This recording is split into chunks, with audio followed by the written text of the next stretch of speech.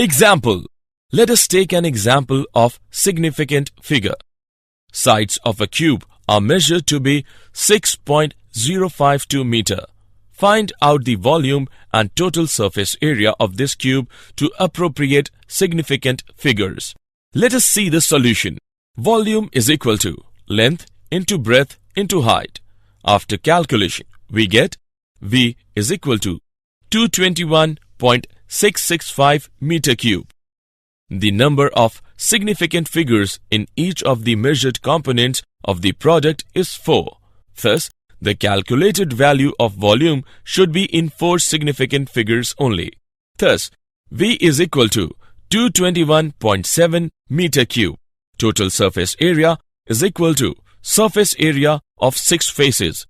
After calculation, we get S is equal to 219.76 meter square. Each product has components with 4 significant figures. The final result also should be in 4 significant figures. Thus, S is equal to 219.8 meter square.